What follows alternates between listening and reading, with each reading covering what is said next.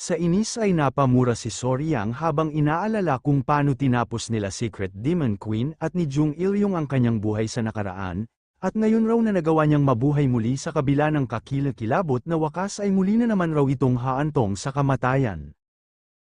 Kitang-kita naman ni Dong Pil na napanghihinaan na ang ating bida kaya't iminungkahi nito na wag na raw itong magsayang pa ng oras at tumakas na patungo sa direksyon na pinanggalingan niya. Habang ang Mengji naman na kanina lamang ay nangangalit ay unti-unting kinilabutan at napaatras, umabot pa sa puntong naihina ito at maging ang mga beast sa tabi nito'y nakaramdam na rin ng matinding takot sa pagdating ni Jackal na siyang nagmamay-ari ng Solitary Bamboo Grove at kasalukuyan na kanyang spiritual ground. Nagulat si Soryang sa pagsulpot ni Jackal at nasambit pa nito na kung bakit ito naririto gayong nakalabas na ito kanina ng Solitary Bamboo Grove, habang si Jackal naman na binabalutan ng malabahagharing aura ang siyang nagpa-atras sa mga beast at gamit ang matatalim nitong mga mata ay nagawa nitong magpababa ng kidlat mula sa kalangitan na nagdulot ng matinding liwanag sa paligid. Lumipat ang mga eksena kinaumagahan matapos ang ginawa ni Jackal para mailigtas ang ating bida sa mga beast. Ginising ni Jackal ang ating bida sa pamamagitan ng pagdila nito sa mukha ni Soryang at ilang saglit lamang ay nagising na rin ang ating bida na siya namang ikinatuwa ni Jackal. Marahang bumangon at nakaramdam ng pananakit ng mga kalamnan ang ating bida at sambit pa nito kung muli raw ba siyang namatay. Ngunit sa nararamdaman niyang pananakit ng mga kalamnan ay malabo raw yun at mukhang nakaligtas raw siya sa naganap na engkwentro kagabi. Naguguluhan pa rin ang ating bida kung anong klaseng hayop o beast ba itong si Jackal at nagawa raw nitong mailigtas ang buhay nila ni Dong Pil, habang si Jackal naman ay tumalon papunta kay Soryang na siyang ikinatakot ng ating bida dahil pangamba nito na baka kainin siya ni Jackal, at sa kaba ay sinisigawan ng ating bida si Dong Pil na mahimbing pa rin na natutulog sa tabi. Matapos ang mga kaganapan sa Solitary Bamboo Grove ay lumipat muna tayo sa sentro ng Heavenly Demon Divine Cult kung saan nagaganap ngayon ang isang pagpupulong kasama ang mga opisyal ng iba't ibang kagawaran ng demonic cult at maging ang mga disipulo ni Demon Lord Li Chuansang. Nagbigay galang ang lahat ng tagapangasiwa ng iba't ibang kagawaran ng Heavenly Demon Divine Cult at maging ang mga disciple sa presensya ni Demon Lord. Mapapansin rin natin ang 5 individual na katangi-tangi at ipapakilala natin ang mga ito maya-maya lang. Sa tabi ni Demon Lord ay inuulat ni First Guardian Mudam ang patungkol sa gastusin ng paparating nilang Mara Festival dahil tinatayang 57,000 niyang raw ang kabuuang inaasahang gastos at mas mataas raw ito ng 12,000 niyang kumpara sa nakaraang taon. Saad pa ni Mudam na sa kasalukuyan ay nasa iba't ibang misyon ang kanilang Special Strike Force kaya naman inaasahan niyang kakaunti lamang raw ang mga makakadalo, ngunit sa kabila noon ay tumaas pa rin ang mga gastusin para sa kanilang Mara Festival kaya't nais raw ni Mudam na mapakinggan ang paliwanag ng Internal Enlightenment Facility Master. Humakbang paabante ang isang babae at ipinaliwanag nito na ang 4 sa 7 angka ng Demon Cult ay kumpirmadong dadalo sa paparating na pagdiriwang at ang Demon Sword Family raw ang sentro nito.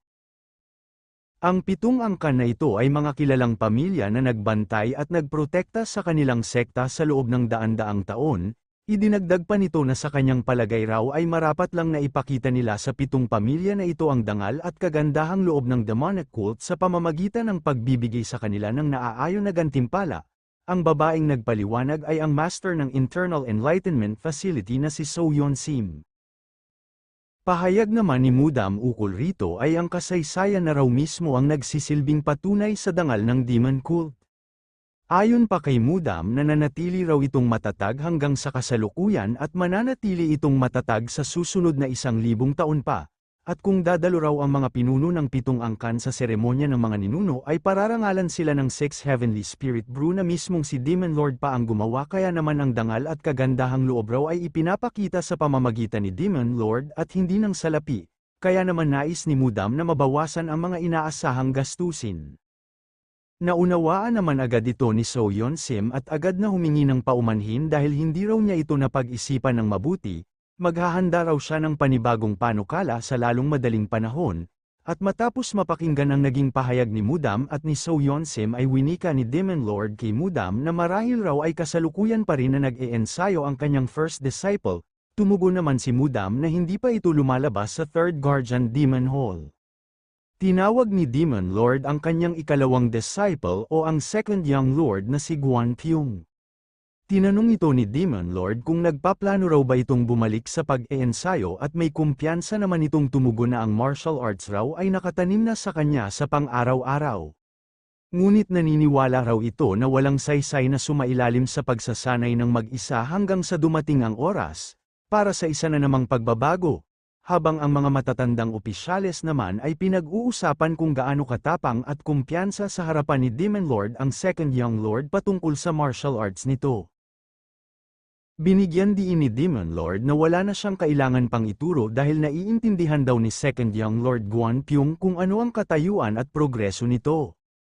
Kaya't maaari raw nitong gawin ang kahit na ano. Muli naman nag-usap-usap ang mga matatanda at dahil raw sa mga pahayag ni Demon Lord ay magandang papuri ito dahil kilalang malupit sa paghusga ng martial arts si Demon Lord Lee Chonsang, at bukod sa first disciple na kasalukuyang nasa seclusion ay si Guan Pyong na raw ang ikalawa para sa pagiging successor dahil sa natanggap nitong papuri.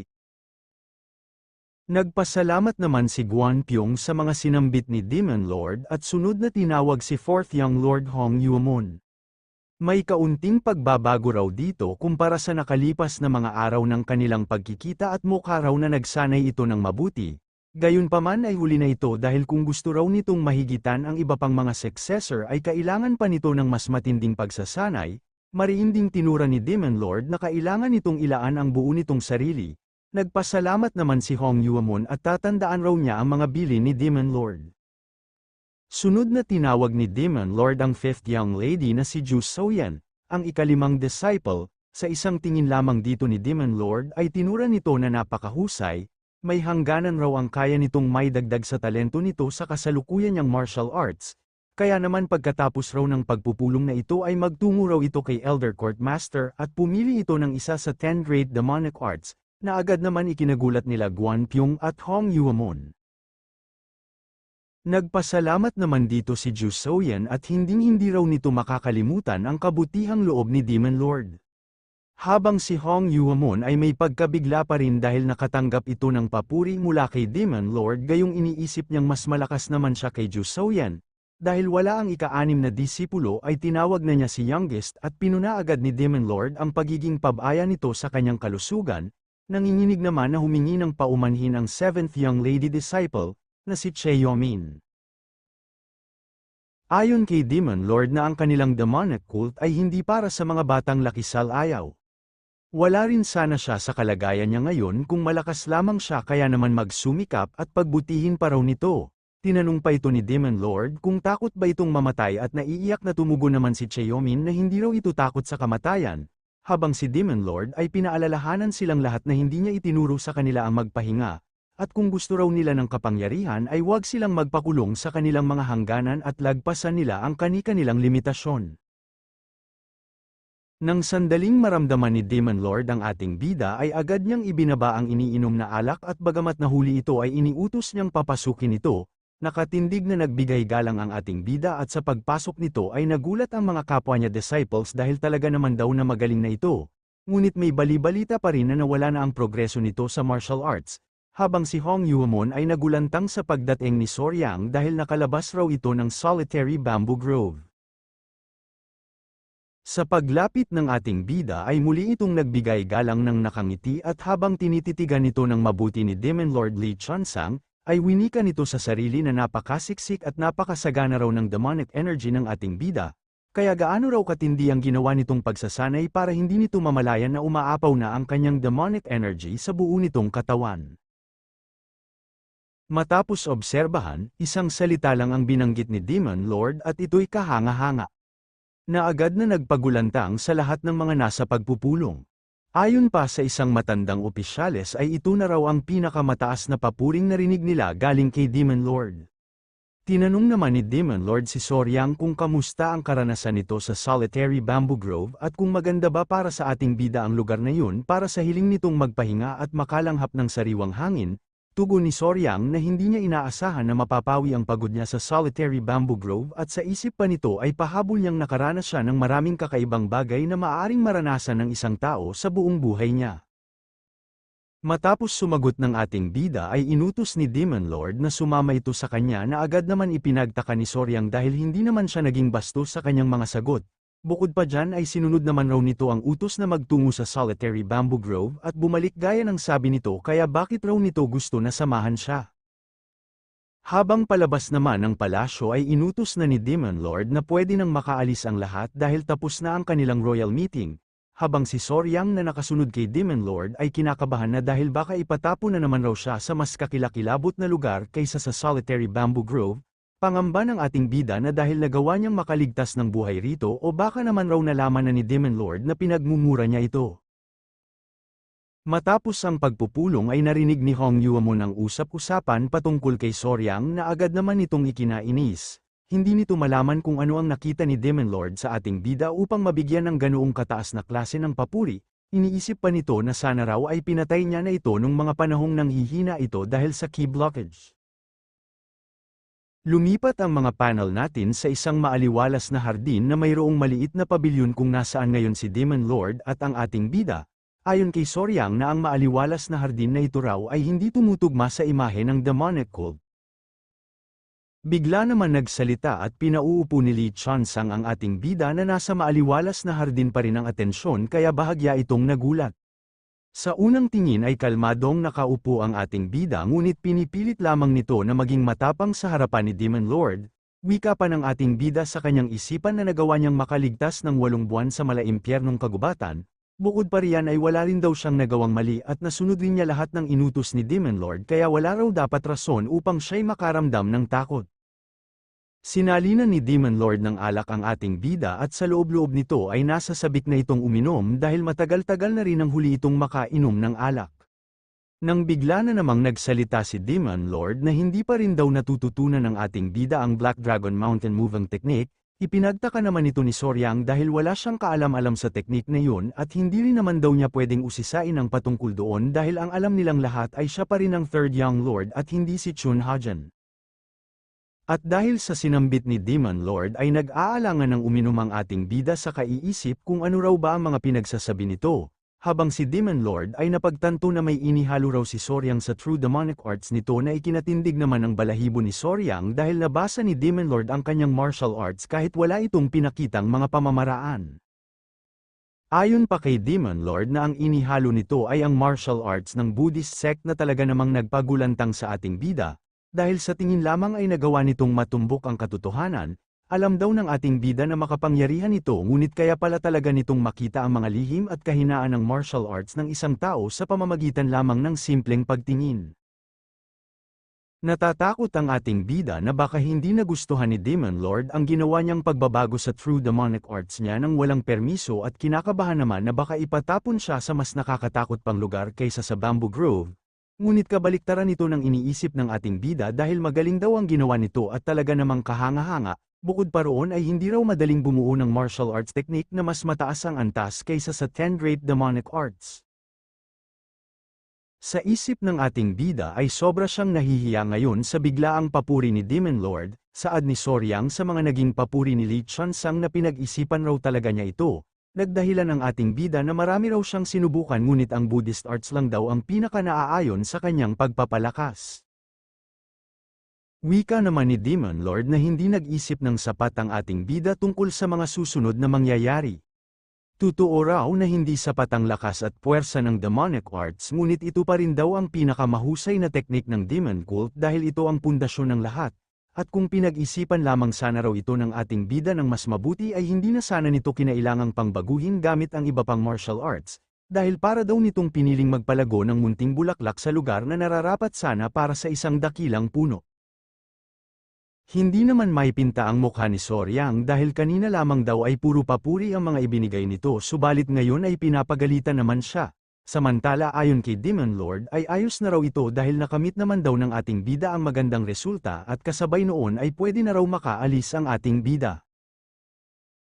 Naiinis naman ang ating bida dahil ipinatawag siya rito para sa isang tagay ng alak at para usisain ang kanyang ginawa sa martial arts niya na pwede naman raw sanang pinadala na lang sa sulat.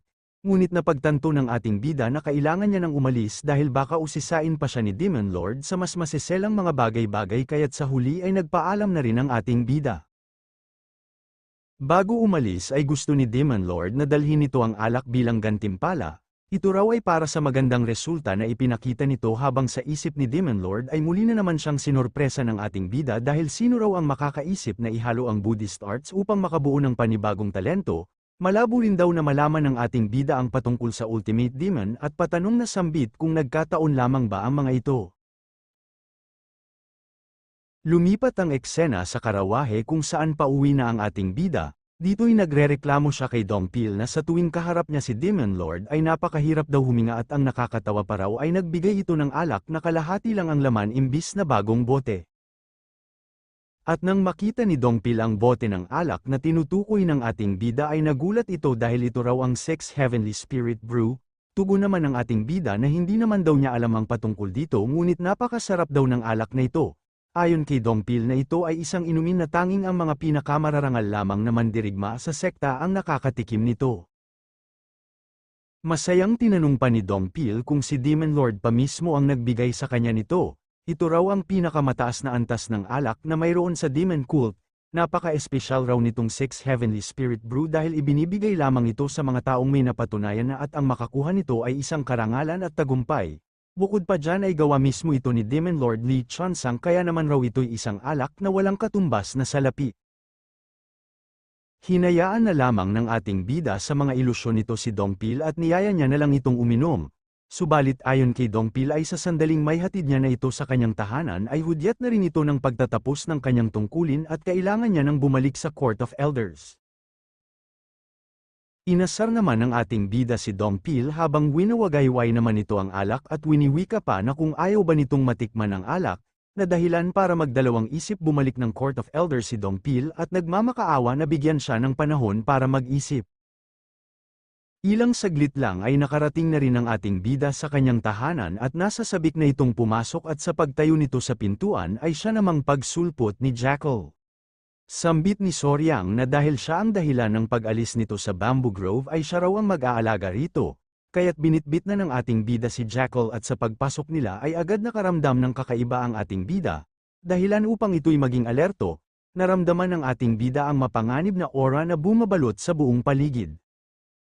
O paano, mga salbaheng hangal, ako na ang magbabasa, kayo na bahala ma-stress. Maraming salamat sa inyong pagsubaybay at hanggang sa muli nating pag-uugnay.